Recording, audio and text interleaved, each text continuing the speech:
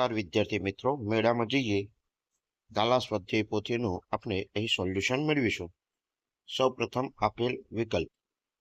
તો વિકલ્પની અંદર સૌ પ્રથમ પહેલા વિકલ્પમાં ક, બીજામાં બ, ત્રીજામાં બ, ચોથામાં આપેલ તમામ ડ, પાંચમામાં ક નકશો, છઠ્ઠામાં વ્હીલચેર, સાતમામાં બ રમકડાના સ્ટોલની, આઠમાની અંદર કચરા પેટીમાં કચરો નાખ્યો ડ, કુંભ મેળો ક, 10મું કૂતરો, 11મું બંગડીયો ક, અને 12મું મહેંદીના કલાકાર. બ ઓપ્શન સાચો જવાબ છે. ત્યારબાદ ખાલી જગ્યા પૂરો. તો પહેલી ખાલી જગ્યામાં મોટા મેદાનમાં, બીજી ખાલી જગ્યામાં હાથ કે માથું બહાર ના કાઢીએ, ત્રીજી ખાલી જગ્યામાં ટિકિટ, 4માં મેળાના પ્રવેશ દ્વાર, 5 બાળકોએ મેળામાં ચકડોળમાં સવારી કરી, છઠ્ઠામાં હાથ ધોવા જોઈએ, 7મામાં બીમાર દર્દીને સારવાર માટે હોસ્પિટલ લઈ જાય છે, 8મામાં ફાયર બ્રિગેડ, 9મામાં મેળામાં, 10મામાં કુંભ મેળો, અને કુંભ મેળો દર 12 વર્ષે યોજાય છે. સાચું અને ખોટું.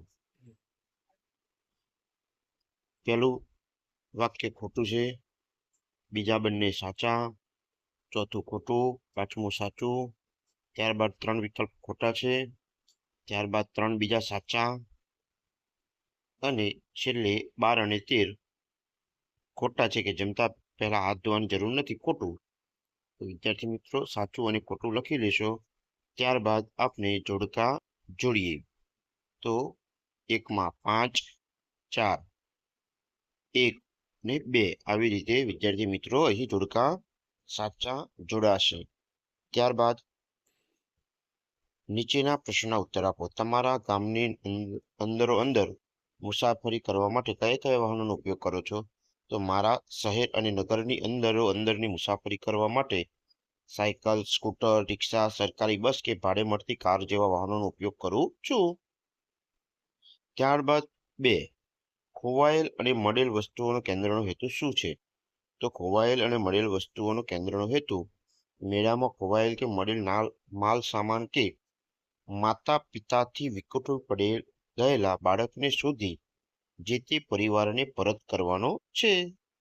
3, પોલીસના કૂતરા ડોગની ભૂમિકા શું છે? તો કૂતરાઓને સૂંઘવાની શક્તિ ખૂબ જ તીવ્ર હોય છે, તેથી તે કૂતરાઓ ચોરાયેલી વસ્તુઓ અને ગુનેગારોને શોધવામાં ખૂબ જ મદદરૂપ થાય છે. 4, બધા મેળાના સ્થળ સુધી કેવી રીતે ગયા? કેમ? બધા મેળાના સ્થળ સુધી બસમાં બેસીને ગયા, કારણ કે મેળો તેમના ઘરેથી દૂર ભરાયો હતો. 5, બાળકો મેળામાં શાની દુકાને જોઈ ખુશ થઈ ગયા? તો બાળકો મેળામાં રમકડા, મીઠાઈઓ અને ઘણી રસપ્રદ વસ્તુઓની દુકાનો જોઈ ખૂબ જ ખુશ થઈ ગયા. બસમાં દાદીમાં ક્યાં બેઠા? તો બસમાં દાદીમાં વૃદ્ધ લોકો માટે રાખેલી અનામત સીટ પર બેઠા. રોહિતના પિતાએ બાળકોને બસમાં શું કરવા કહ્યું? તો રોહિતના પિતાએ બાળકોને બસમાં તેમની સીટ ઉપર બેસવા અને કૂદકા ન મારવા માટે કહ્યું. ત્યારબાદ પ્રશ્ન 8 વિશે જોશું. તો શહેરના મેળામાં કોણ કોણ ગયું? તો શહેરના મેળામાં નીતા અને તેનો પરિવાર, મોહન કાકા અને તેમનો પરિવાર, તેમજ નીતાના મિત્રો સ્નેહા અને રોહિત તથા તેમનો પરિવાર ગયો હતો. મેળામાં મનોરંજન માટે કેવા કેવા પ્રકારના સાધનો જોવા મળે છે? તો મેળામાં મનોરંજન માટે ચકડોળ, ફોટો સ્ટુડિયો, ગીત સંગીત, નૃત્ય, જાદુની રમત, જાદુના ખેલ, સર્કસ, કાઠપુતળી વગેરે સાધનો જોવા મળે છે. બાળકોએ રમકડાની દુકાનમાંથી શું ખરીદ્યું? તો બાળકોએ રમકડાની દુકાનમાંથી ભમરડા, કઠપુતળીઓ, ફિરકીઓ અને ઢીંગલીઓ ખરીદી. પ્રશ્ન 11, સ્નેહા અને રાધાએ મેળામાંથી શું ખરીદ્યું? તો સ્નેહા અને રાધાએ મેળામાંથી બંગડીઓ અને શણગારની અન્ય વસ્તુઓ ખરીદી. બધાએ મેળામાં શું ખાધું? તો બધાએ મેળામાં પાણીપુરી, ચાટ, છોલે કુલચે, રબડી સાથે ગરમ જલેબી, કુલ્ફી અને બીજી ઘણી સ્વાદિષ્ટ વાનગીઓ તેમને ખાધી હતી. 13, કુંભ મેળો ક્યારે અને કયા સ્થળે ભરાય છે? તો કુંભ મેળો દર 12 વર્ષે હરિદ્વાર, પ્રયાગરાજ અને નાસિક અને ઉજ્જૈનમાં ભરાય છે. ત્યારબાદ પ્રશ્ન નંબર 6 નો પ્રશ્ન 1, બસ કારમાં મુસાફરી કરતી વખતે અથવા સાયકલ ચલાવતી વખતે કયા સલામતીના પગલાં જોઈએ? તો બસ અને કારની મુસાફરી કરતી વખતે અથવા સાયકલ ચલાવતી વખતે સલામતીના પગલાં અનુસરવાથી આપણે અકસ્માતથી બચી શકીએ છીએ. બસ અને કારમાં મુસાફરી કરી વખતે આપણે માથું કે હાથ બસની બહાર કાઢવા નહીં. કારમાંથી સીટ બેલ્ટ ફરજિયાત બાંધવો જોઈએ.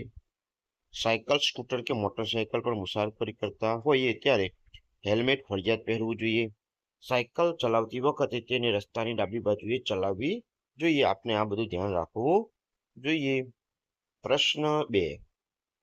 મેળાઓમાં અગ્નિશામક વાહન અને એમ્બ્યુલન્સ શા માટે હાજર હોય છે? તો મેળામાં વિવિધ પ્રકારની દુકાનો અને માણસોની ભીડ વધુ હોય છે. મેળામાં કોઈ દુર્ઘટના કે આગ જેવી ઘટના બને તો તેમાંથી બચવા અને ઘાયલ વ્યક્તિને તાત્કાલિક સારવાર મળી રહે તે માટે અગ્નિશામક વાહન અને એમ્બ્યુલન્સ હાજર હોય છે. ત્યારબાદ પ્રશ્ન નંબર 3.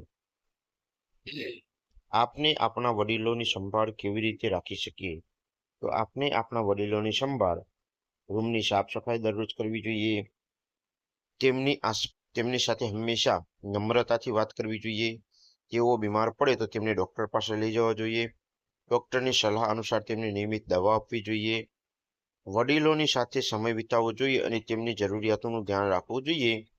તેમને કોઈ સગા સંબંધીને ત્યાં અથવા બગીચામાં જવું હોય તો તેમને સાથે લઈ જવા જોઈએ. આમ દરેક સભ્યએ વડીલોની સંભાળ રાખવી જોઈએ. ત્યારબાદ પ્રશ્ન 4. આપણે આપણી આસપાસ કેવા પ્રકારના વાહનો જોઈએ છીએ? તો વિદ્યાર્થી મિત્રો, આપણે આપણી આસપાસ જુદા જુદા પ્રકારના વાહનો જોઈએ છીએ. જેમ કે બે પૈડાવાળા વાહનોની વાત કરીએ તો સાયકલ, સ્કૂટર, બાઇક, ઘોડાગાડી, બળદગાડું વગેરે. 3 પૈડાવાળા તો રિક્ષા, ટ્રાયસિકલ વગેરે. 4 પૈડાવાળા વાહનો જોઈએ તો મોટરકાર, જીપ, ટ્રેક્ટર, ઊંટગાડી વગેરે જોઈએ છીએ. પૈડાવાળા વાહનો બસ, ટ્રક. 6 પૈડાવાળા તો બસ ને ટ્રક વગેરે. હવામાં ઉડતા વાહનો તો વિમાન, હેલિકોપ્ટર વગેરે જોઈએ છે. અને જ્યારે પાણીમાં ચાલતા વાહનો તો હોડી આપણે જોઈ શકીએ છીએ. ત્યારબાદ મુસાફરી દરમિયાન આપણે સલામતી માટે કઈ બાબતોનું ધ્યાન રાખી શકીએ છીએ? તો મુસાફરી દરમિયાન સલામતી માટે નીચેની બાબતોનું ધ્યાન રાખવું જોઈએ. 1. વાહનમાંથી બારીની બહાર હાથ કે માથું બહાર કાઢવું જોઈએ નહીં. 2. કારમાં મુસાફરી દરમિયાન સીટ બેલ્ટ ફરજિયાત બાંધવો જોઈએ. 3. સ્કૂટર કે મોટરસાયકલ પર મુસાફરી કરતી વખતે હેલ્મેટ ફરજિયાત પહેરવું જોઈએ. 4. વાહનને વધુ ઝડપી ન ચલાવવું જોઈએ. 5. અજાણી વ્યક્તિ દ્વારા આપવામાં આવેલી વસ્તુ ખાવી જોઈએ નહીં. 6. સાયકલ હંમેશા રસ્તાની ડાબી બાજુએ ચલાવવી જોઈએ. પ્રશ્ન 6. કુંભ મેળા વિશે માહિતી આપો. કુંભ મેળો વિશ્વનો સૌથી મોટો ઉત્સવ છે. તે માનવજાતનો સૌથી મોટો મેળાવડો છે. તે ગંગા, યમુના, ગોદાવરી અને ક્ષિપ્રા નદીઓના કિનારે યોજાય છે.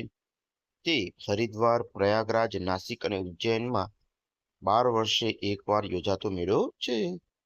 મેળામાં શું શું હોય છે? તો મેળામાં વિવિધ પ્રકારની વસ્તુઓની દુકાનો તથા મનોરંજનના સાધનો હોય છે. જેમ કે ચકડોળ, ચકલી, જાદુનો ખેલ, મદારીના ખેલ, મોતનો કૂવો, મીઠાઈઓ અને ફરસાણની દુકાનો, રમકડાની દુકાનો, તૈયાર વસ્ત્રોની દુકાનો, બંગડીઓ, ફળો, સસ્તા આભૂષણો વગેરેના સ્ટોલો હોય છે. આ ઉપરાંત પ્રાથમિક આરોગ્ય કેન્દ્ર, પોલીસ, અગ્નિશામક, એમ્બ્યુલન્સ વગેરેની પણ વ્યવસ્થા કરવામાં આવે છે. પ્રશ્ન નંબર 7.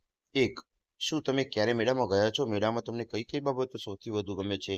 તો હા, હું અમારા ગામની નજીક રણુજાના મેળામાં ભાદરવા મહિનામાં મેળામાં ગયો હતો. મેળામાં રમકડા, ચકડોળ, મોતનો કૂવો, જાદુનો ખેલ, કઠપુતળીના ખેલ, ખાવાની વિવિધ વાનગીઓ સૌથી વધુ ગમી. મેળામાં તમને શું ગમે છે? તો મેળામાં મને રમકડા ખરીદવાનું અને ચકડોળમાં બેસવાનું ખૂબ ગમે છે. તમારા ગામ કે આસપાસ મેળો ભરાય છે ક્યાં? તો વિદ્યાર્થી મિત્રો, તમે અહીં તમારા ગામની આસપાસનો મેળો લખશો. હા, અમારા ગામની નજીક સપડા ગામમાં ગણપતિજીનું મંદિર છે, ત્યાં મેળો ભરાય છે. 1. તમે મુસાફરી માટે તમારી જાતને કેવી રીતે તૈયાર કરો છો? તો સૌપ્રથમ મુસાફરીમાં જે વસ્તુઓ લઈ જવાની છે તેની હું યાદી બનાવું છું. તે યાદી મુજબ વસ્તુઓ ઘરમાંથી કે બજારમાંથી એકઠી કરું છું. તેમાં મુખ્યત્વે ડ્રેસ, ટુવાલ, કપડાં, પાથરણા, દવાઓ, ડાયરી, પેન, સાબુ, બ્રશ, નાસ્તો, જમવા માટેની ડીશો, પાણીના ગ્લાસ, દોરી, ટોર્ચ, ફળો, પાણીની બોટલ વગેરે હોય છે. આ ઉપરાંત મુસાફરીમાં જે સ્થળોની મુલાકાત લેવાની છે તેની ભૌગોલિક પરિસ્થિતિની માહિતી મેળવું છું. હવે વિદ્યાર્થી મિત્રો, મેળામાં જઈએ એકમની સંપૂર્ણ સમજૂતી આપણે એક વાર્તા સ્વરૂપે બનાવેલ છે, જે આપણી યુટ્યુબ ચેનલની અંદર અપલોડ કરેલી છે.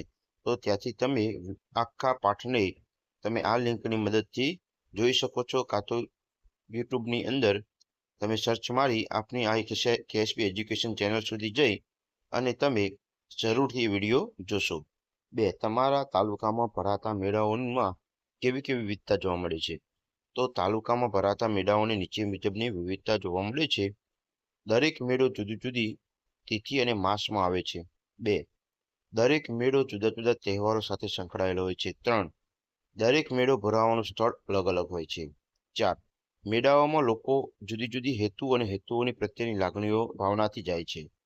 5. દરેક મેળાની લોકસંસ્કૃતિ અને મહત્વ અલગ અલગ હોય છે. 3.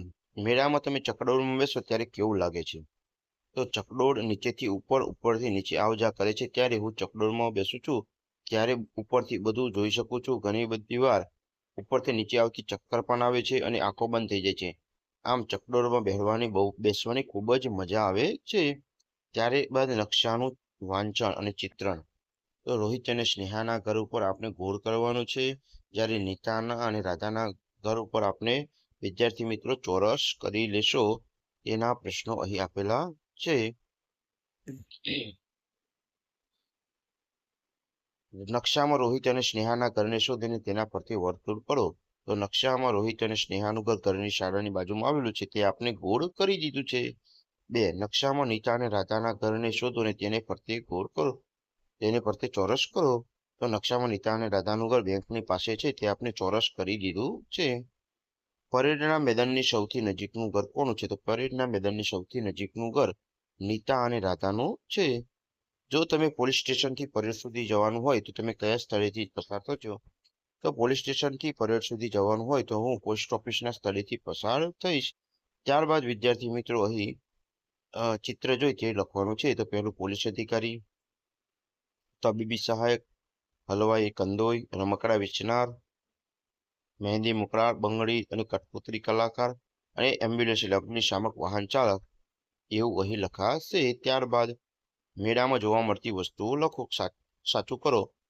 તો કંકોત્રી તો નહીં, મોતનો કૂવો હોય છે. ગજરો નહીં, ઢોલક આપણને જોવા મળે છે.